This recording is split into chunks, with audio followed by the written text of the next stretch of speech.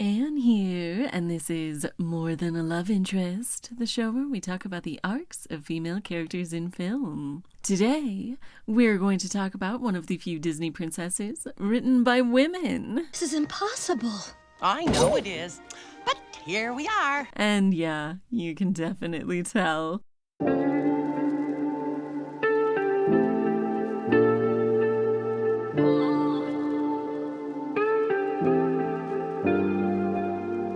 First, let's talk about some misconceptions about the events of the movie, then Belle's character arc, and finally, how the Beast and Gaston serve as character foils to further Belle's story. Let's get started. I like to start off the videos in this series by refuting criticisms I've seen floating around. For example, how did Belle get the Beast on Philippe in this scene? Well, maybe Philippe got under him. Maybe the Beast isn't fully unconscious and could help. Maybe Belle is shredded. Maybe those logistics are not particularly relevant to the story and would have distracted from the emotion you are supposed to be feeling. Second, does Belle even have a character arc? I would say yes, and we'll talk more about it in the next section, but she certainly ends the movie different from how she started. She begins by feeling awkward and unfulfilled. There's no one I can really talk to. She ends by finding a place she can belong. You care for the girl, don't you? More than anything. Where she's appreciated for whom she is, instead of just for her looks. She's the most beautiful girl in town. I know, Belle. That makes her the best. So yeah, she self-actualizes by the end, even if she doesn't change as drastically as, the Beast. Then you must go to him.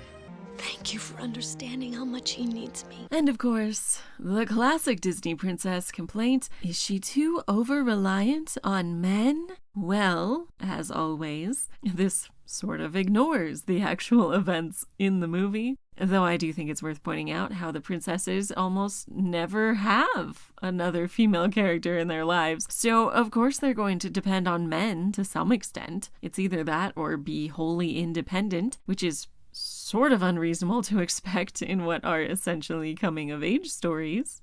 One reason I think it's pretty clear that this was written by a woman is that Mrs. Potts exists and isn't a caricature of an old lady. I'll not have you making up such wild stories. She actually has great advice for the Beast on how to woo a girl. Oh, you must help her to see past all that. I don't know how.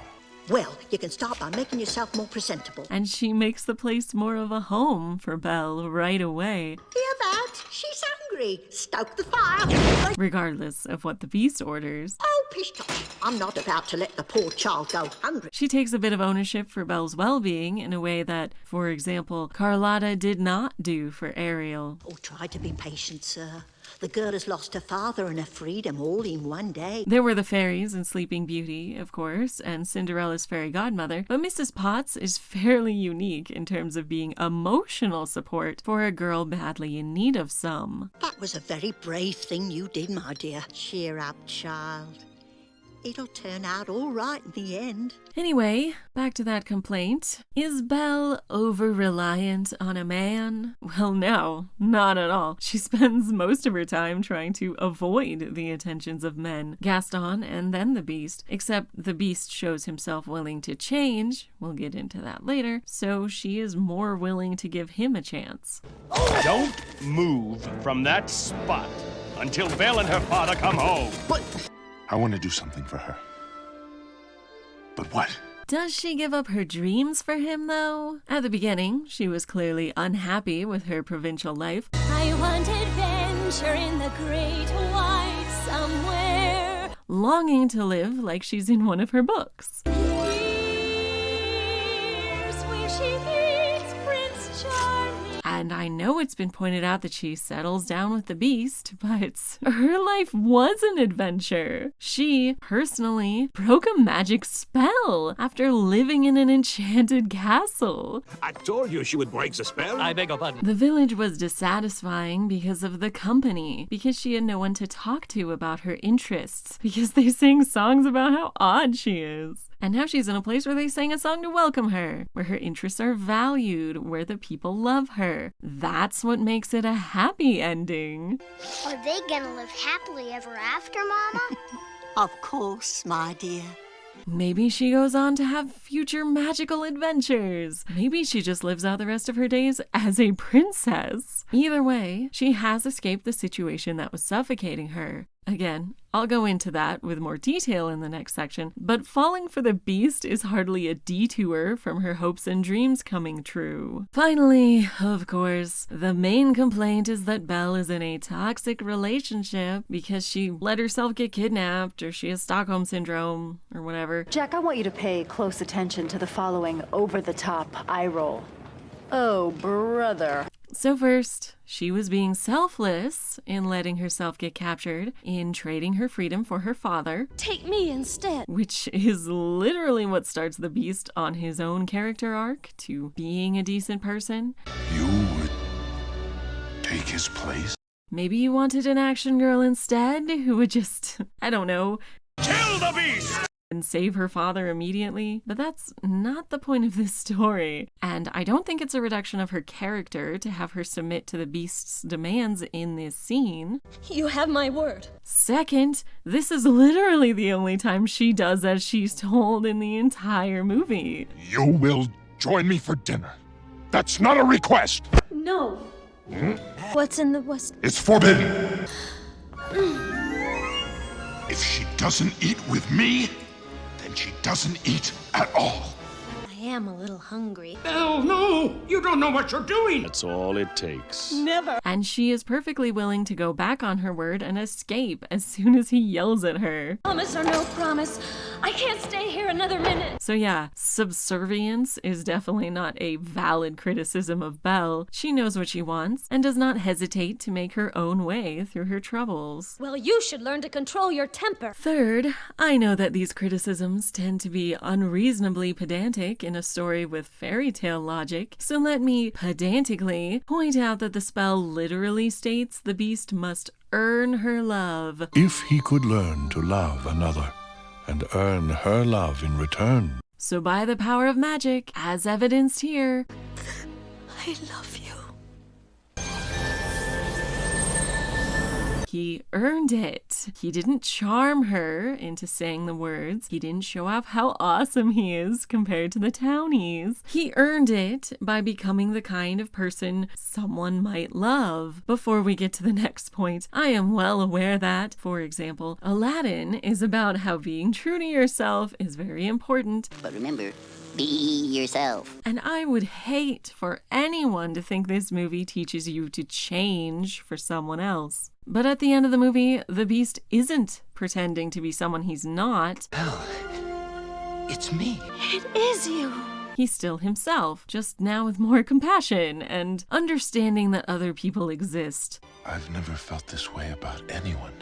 And he should perhaps care about someone besides himself for a change. But we'll come back to that in part 3. Finally, the phrase Stockholm Syndrome is thrown around a lot. Lindsay Ellis has a wonderful video that refutes the idea of Belle having Stockholm Syndrome point by point. It's important to note that, now, while there are certainly people in abusive domestic situations who develop self-destructive coping mechanisms to survive, that is not what is being depicted in this movie. You've got to pull yourself together. Belle at no point tries to avoid displeasing the Beast and actively stands up for herself against his wishes. If you hadn't frightened me, I wouldn't have run away. When he starts trying to be nice, starts genuinely trying to be nice, she lets her guard down a little bit, and then the relationship proceeds from there. There may be something there that wasn't there before. There is nothing in this movie that would tell little girls to put up with the abusive behavior of a man just because he professes his love for her, and much that tells her to dump his ass. It teaches her to stand up for herself, regardless of who might be interested in her and their social standing. Take a look at my trophies. Maybe some other time. A boy watching would learn much the same thing he might from Aladdin, that he should act like himself and be genuine with another person, as well as compassionate, if he wants to really impress a girl. Something that sparks her interest. So now that that's out of the way, let's talk about the character arc Belle goes on in this movie. You like it? It's wonderful. To discuss Belle's character arc, we are going to talk about Maureen Murdock's heroine's journey. Link below for more information. This journey highlights the mythic journey to wholeness, which can be applied to more mundane situations as well. It is particularly apt for coming-of-age stories, which is what Belle is doing. Belle's journey also involves the Jungian concept of the animus, with which she must come to terms in order to become a whole person. Come into the light. Let's get into it.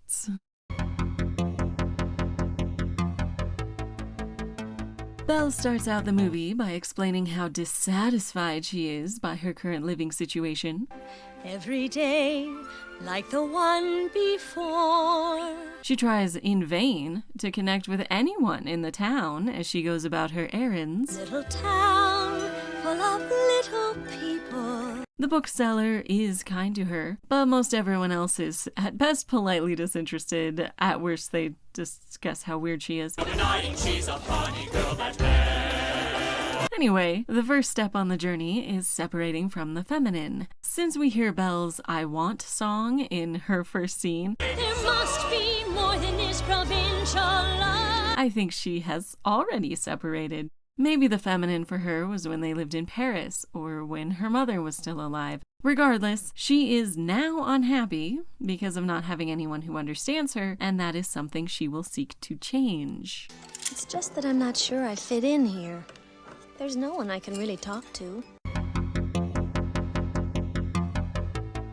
The second step on the journey is gathering masculine allies who help the heroine but are not necessarily what she needs. This is when she goes home to see her father and Philippe, who are her allies. Do you think I'm odd? My daughter?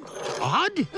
Where would you get an idea like that? She, of course, knew them prior to this point, but the order of events in the movie go in the order of the journey. You could argue for the enchanted servants to be in this role, which they kind of are, but they'll come in later. Anyway, the importance of this step is that she is not without allies and does have some support, but not enough for her to feel fulfilled. And for once it might be grand to have someone understand.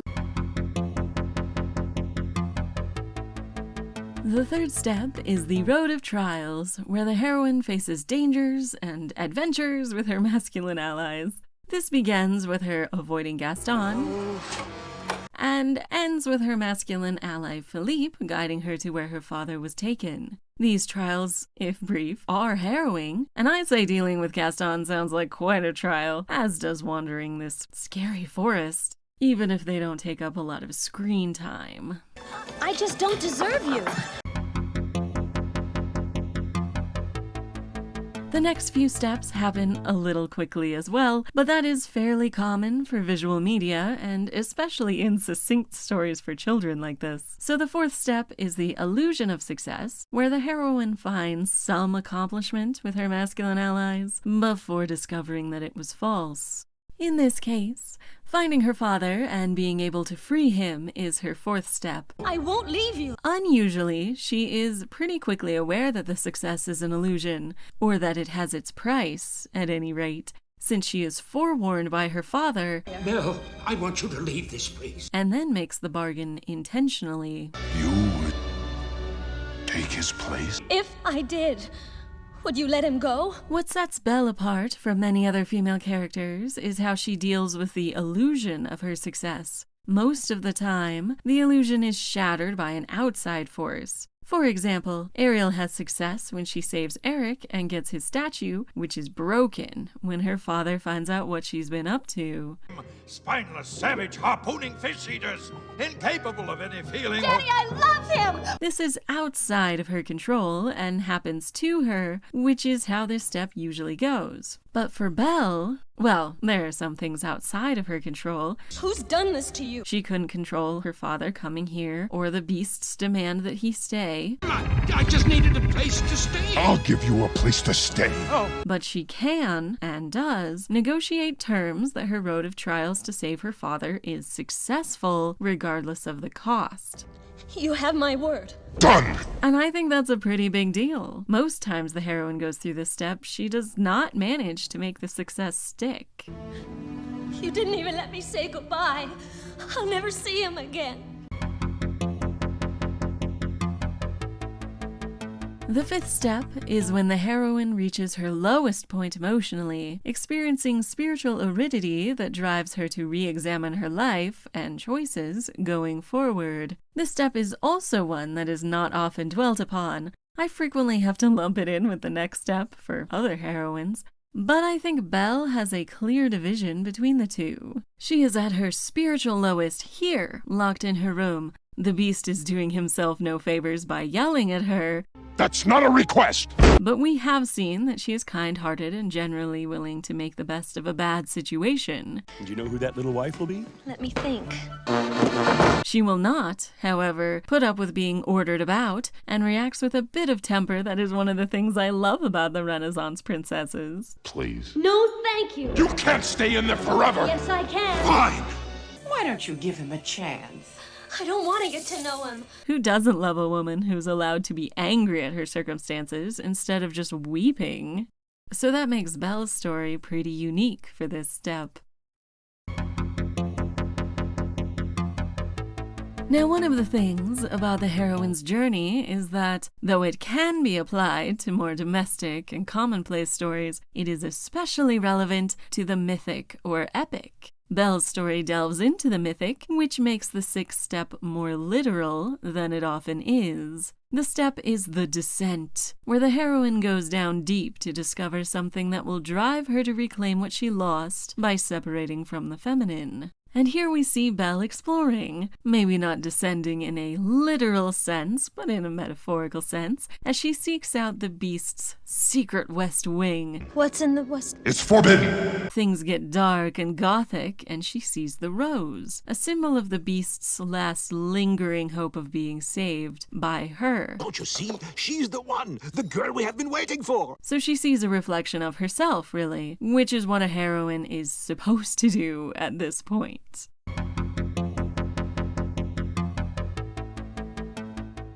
But then she is caught, and we get to the next step. Stop! Get out! Where she yearns to reconnect to the feminine. Quite urgently here too, she literally runs out the door, back to her masculine ally Philippe, and with the intent of going all the way back to her father. She was attempting to honor her agreement to make the best of things, but that does not work. Promise or no promise, I can't stay here another minute. No matter how helpful the enchanted servants are, they can't make up for what she lost, or what their master does, so she gives up, for the moment at least, on her foray into the wider world and retreats. From a Jungian perspective, she explored her inner psyche and found her animus, but his beastly nature drove her to flee from that aspect of herself, and she will need to reconcile to find wholeness. Except, of course, she doesn't retreat all the way. Wolves stop her first, but then her selflessness and compassion keep her from going all the way home. This step is healing the split with the feminine. Though she doesn't go home, Belle does heal. She, of course, literally helps heal the Beast of his wounds, and then more figuratively heals him of his selfishness. Importantly, by encouraging him when he makes attempts to be kinder, and by standing up against his more selfish inclinations. Well, you should learn to control your temper. This step is often shorter, but in these movies, at least this one and The Little Mermaid, there is more time devoted to learning how to heal the split with the feminine. Since these are coming-of-age movies, that makes a lot of sense. Girls need time to accept who they are as young women. So Belle is tentatively finding a place for herself where she can set up boundaries that are respected and is rewarded by kinder behavior instead of always having to avoid people who do not value her.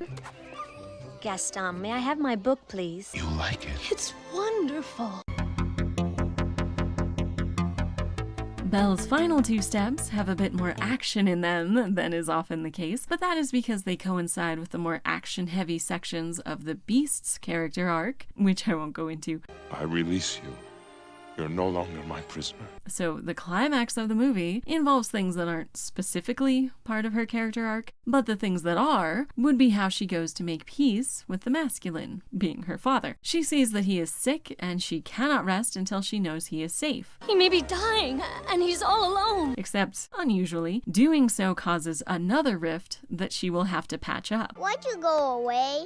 Don't you like us anymore? Both sides of Belle, externally represented by her father and the Beast, respectively, struggle to function on their own, and she must accept both for them to thrive. Thank you for understanding how much he needs me. The final step of the journey is integrating the masculine and the feminine. For Belle, this means finding a place that values her as a person, what she was missing at the beginning, To have someone understand. and making peace with her father, the masculine, and the Beast, the feminine, in a way. He's my friend. If I didn't know better, I'd think you had feelings for this monster. Jungian archetypes are a whole thing we don't need to get into right now, but the Beast is the representation of the masculine side of herself, the animus, and part of maturing is accepting that as a part of yourself, integrating it but not letting it take over the other aspects of the self. By the way, thank you for saving my life. So Belle accepts that she has feelings for the Beast, That horrible beast? But he's different now, Papa. He's changed somehow. But he's really kind and gentle. He's my friend. admitting them and breaking the spell, I love you. It's me. It is you. she reclaims her masculine allies as important to her, not letting the animus control her. Are they gonna live happily ever after, Mama? Of course, my dear. And that is how she becomes a whole person at the end.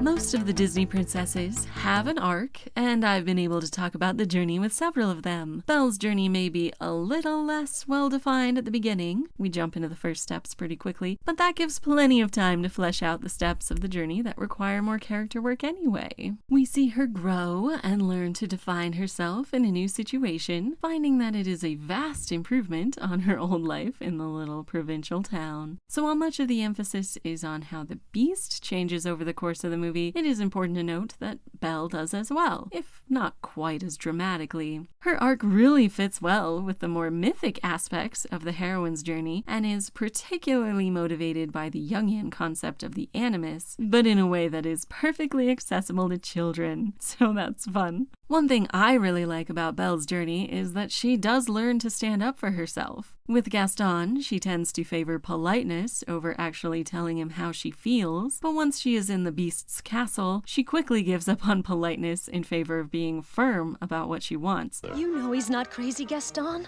and doesn't want. One little word, Belle, that's all it takes. Never. But let's get more into that. Finally, let's talk about the Beast versus Gaston. Normally I would discuss how Belle is portrayed visually here and about character design, but I think the misinterpretation of this is a little more important, so you can check out my blog post linked below if you are interested in the visuals. Oh, here we are. Now, one thing that I have heard quite a bit, and that I honestly really hate hearing, is that Gaston would be the hero in any other movie. No beast alive stands a chance against you. And no girl for that matter. It's true, Nipple. You know, since he's manly and good looking. The size of a barge. And whenever I hear a guy say this, because it is always a guy, I'm like, Who are you? One of the townsfolk? What's wrong with her? She's crazy. He's gorgeous. Because sure, Gaston is traditionally masculine, and I guess the problem with why people fail to realize who he is in the story is that he isn't obviously paired with the archetype that usually goes along with his. But let me clear that up with a crude visual. Gaston isn't this guy. Hello, ladies. He's pretty clearly this guy. To join me in this fight, let us cast out this evil and save Hawkins. The Beast will make off with your children. He'll come after them in the night. No. Time to follow me. I mean, he has flunkies who hang on his every word. Yes. Then we got out of this. No, what's she? Guess. Now I get it. He bullies our main character who likes books. It's about time you got your head out of those books and paid attention to more important things. Like me. Just because she's a girl doesn't mean she's not the nerd to his jerk jock trope. You are positively primeval. So that relationship initially gives us all the information about Belle that we would normally get in these kinds of things. She is sensitive, imaginative, and does not fit societal expectations. It's just that I'm not sure I fit in here. She goes against the common practices and forges her own path. Must be more than this provincial life. She has goofy friends who help her do a makeover of the ugly ducklings so they can go to prom together. Wait, maybe that's the end of the comparison. Voila! Oh, you look so Stupid. But anyway, Gaston is definitely not just a handsome guy who wandered into the wrong story where he's painted as a villain. He is a villain. He has no redeeming qualities. He pushes around everyone he knows and seeks to punish anyone who doesn't comply. I'll have Belle for my wife. Yeah, he seems to have some charm, so a lot of people just do what he wants. You help me? All right, old man. We'll help you out. Oh! Because he's the popular jock, but there is no universe in which he would be the hero. This guy wouldn't be rescuing any damsels from distress, as we clearly see when Maurice goes to beg for help in finding Belle. Crazy old Maurice, He just laughs off that as a problem and is unlikely to lift a finger to help anyone but himself. When he incites the mob to go after the Beast, it is not because he wants to save Belle from his beastly clutches, or even to slay the metaphorical dragon. He sees that Belle is concerned about the Beast, But he's really kind and gentle. and he is insanely jealous. She's as crazy as the old man. Enough to risk mortal danger to destroy a rival.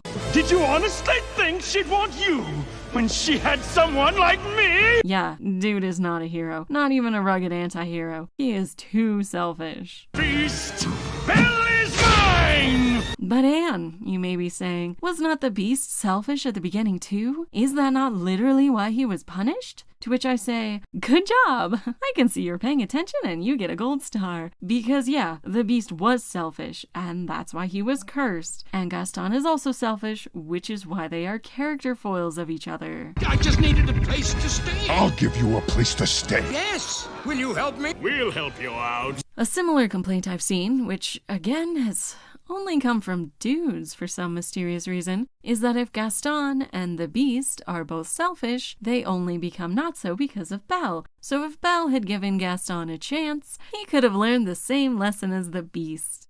Oh, brother. Which, I mean, maybe. I'm not saying I wouldn't be down with that AU fanfic, but I am saying that there's nothing in the film to suggest that interpretation. What man did this? Let's really compare the two of them. Both the Beast and Gaston are introduced as needing Belle. If he could learn to love another. And don't I deserve the best? And it is their primary motivation throughout the film. Have you thought that perhaps this girl could be the one to break the spell? Of course I have. Here in town there's only she, who is beautiful as me. Both are antagonistic to her father, which loses them points with her. You didn't even let me say goodbye. I'll never see him again. That crazy old loon, he needs all the help he can get. So you want me to throw her father into the asylum unless she agrees to marry you? Both have sidekicks, essentially, to whom they talk about Belle in very different ways, of course. That may not be the best way to win the girl's affections. Attempt to be a gentleman. Gently, gently. Belle's gonna get the surprise of her life, huh, Gaston? Gaston, you've got to pull yourself together. Both are rejected by Belle, and the climax is the result of how they react to this. I let her go. I had to. Belle is mine! Pretty important contrast here. You must go to him. Belle, it's a shame about your father. What I think is especially important to point out is that Gaston's plan would have worked. The point is, Belle would do anything to keep him from being locked up. If Belle had not already been in the castle.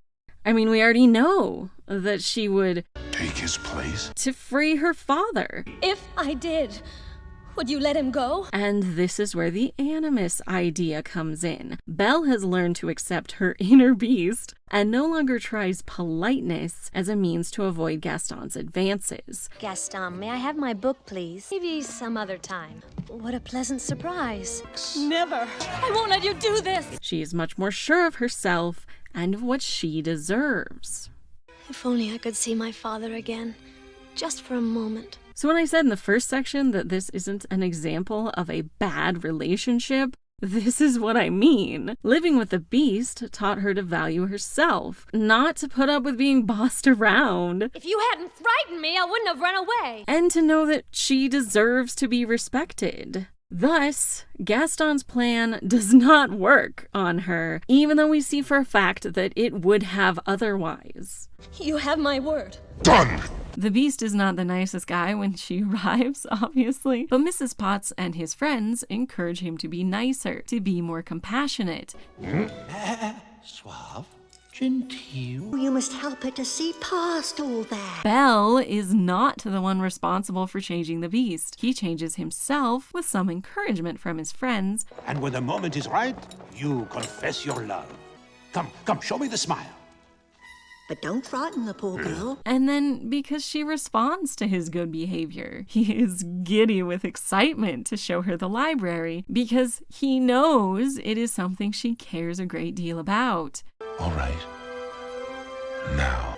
I've never seen so many books in all my life. Gaston knows that she reads all the time. It's not right for a woman to read. But he still puts his muddy boots on her books after forcing his way into her house. My little wife, massaging my feet. Speaking of, it's important to note that after the initial agreement, the Beast does not go into Belle's space. She gets a nicer room where he knocks outside of once. I thought I told you to come down to dinner! I'm not hungry. Very rudely, but still, he doesn't drag her out or go in himself to get her. He doesn't otherwise force his presence upon her, but asks for her company and is granted it when he's nice about it. Gaston pushes Belle around, forcefully enters her house when her father is gone. But I just don't deserve you. Whoa! Forces a marriage on her. First, I better go in there and propose to the girl. Basically does nothing to respect her in the slightest sense. I'll have Belle for my wife. At the beginning of the movie, the Beast offers to release her father if she'll stay with him. You must promise to stay here forever. At the end, Gaston threatens to lock up her father unless she'll marry him. If you marry me. What? But the Beast does not demand marriage and doesn't even really demand anything of her except that she stay out of his room. It's forbidden! Then he lets her go, regardless of their agreement. I release you. You're no longer my prisoner. Gaston resorts to this blackmail because his other tactics have not worked, and he will not take no for an answer. I've got my heart set on marrying Belle, but she needs a little persuasion. The Beast made this agreement when he first met her, and definitely seems to be making it up as he goes, presumably because he has never met a girl before. I've never felt this way about anyone. And the Beast quickly learns that strict directives will not be tolerated. If he wants Belle to do something, anything at all, he must take ownership for his past behavior and treat her like a person who does not exist just to do his bidding. You shouldn't have been in the West Wing! Well, you should learn to control your temper. But when Gaston's strict directives don't work, that just means he needs to up the ante until he can get what he wants. Do you know who that little wife will be? Let me think. You, Belle. I'll have Belle for my wife. He doesn't care about who Belle is or why she would refuse him. He doesn't care about anything except her appearance. She's the prettiest, so therefore she belongs to him by right. And he will kill anyone who gets in the way. Too kind and gentle to fight back. So yeah, these characters are not remotely similar. One is selfish because he's immature and learns to overcome that aspect of himself through respecting our heroine. Then you must go to him. The other is selfish because he cannot conceive of anyone else mattering at all and views our heroine as an accessory more than a person. Don't I deserve the best? The Beast literally earns her love. I love you. While Gaston doesn't even care to have it.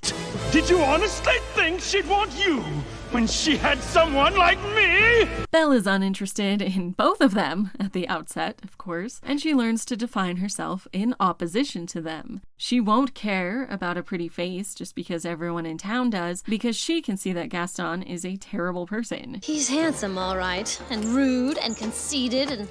Oh, Papa, he's not for me. With the Beast, she is first in direct opposition by doing an incredibly selfless thing, something the Beast would never do. Take me instead. And wanting to understand it is what gets his journey going. You would take his place? As the Beast becomes more compassionate, she does as well. And when he mirrors her selfless act by letting her go, despite what it has the potential to cost him... How could you do that? I had to.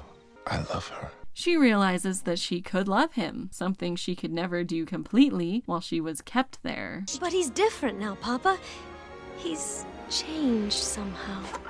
He's my friend. Belle's journey is about maturing into her own person, and her interactions with these two is what drives her to defining who she is and who she wants to be. Gaston is not a real contender for her hand because she already knows she doesn't want to be cruel and self-obsessed like he is. He's no monster, Gaston. You are. And the Beast becomes her choice when he shows he can be as compassionate and selfless as she is.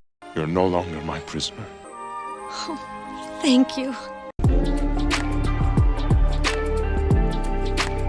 So, full disclosure, this was one of the first movies I saw in the theaters, and the climax of it terrified me for years. Thus, sadly, Belle was never one of my favorites as a kid. However, now, as an adult, this is definitely my favorite movie that I've revisited thus far. It's refreshing to see a love story where both sides are given time to mature and develop. There may be something there that wasn't there before. And especially to see the nice touches that I feel pretty confident are the results of a female writer. Good day. Who is your wife? The girl has lost her father and her freedom all in one day. Anyway, Belle certainly has a journey of her own and is not just a plot device to help the Beast learn the error of his ways. No! You can't do this! She is selfless and compassionate, but does not hesitate to establish her boundaries when the need arises. Hold still, it wouldn't hurt as much. Never. That horrible beast. But he's different now, Papa. Of all the princesses, she seems to perhaps be the most mature, while still going on an arc to create a place where her good qualities are valued by those around her. I told you she would break the spell. You care for the girl, don't you? More than anything. To have someone understand. Thank you for understanding how much he needs me. So, is Belle a good role model? Absolutely. I would again reject the idea that she exists in the story, only to further the Beast's arc. She has come to break the spell! Oh, it's not that easy, Lumiere. These things take time. She has her own arc going, and he changes to be less selfish and appearance-obsessed because she challenges his perceptions, not because she enables him or whatever. If you hadn't frightened me, I wouldn't have run away. She is unabashedly herself, and that makes him have to rethink who he is as a person. You would take his place? So she may have a strong impact on him, but she doesn't have to give up any of herself to do so. If only I could see my father again, just for a moment. There is a way. Belle is willing to go against societal expectations that would oppress her. She can look past appearances to who a person really is. She is principled and stands up for herself, but she is also caring and empathetic. She is a great role model, perhaps one of the best I've talked about, to be honest. You did it! You really did it! Alright, let's wrap this up with a book recommendation. There have been many retellings of Beauty and the Beast stories over the years, of course. I am a huge fan of Beast by Donna Jo Napoli, which is from the Beast's perspective. That will get you all set for next week's episode as well, since the beginning is set in Persia. But if you'd prefer your retelling closer in setting and perspective to this movie, I would suggest Dragon's Bait by Vivian van de Velde. Thank you for listening to me talk about one of the greatest Disney princesses. Next time we're continuing this series by talking about Princess Jasmine. I am not a prize to be won. Please like, comment, subscribe, ring the bell, all the things, so you don't miss it. See you then.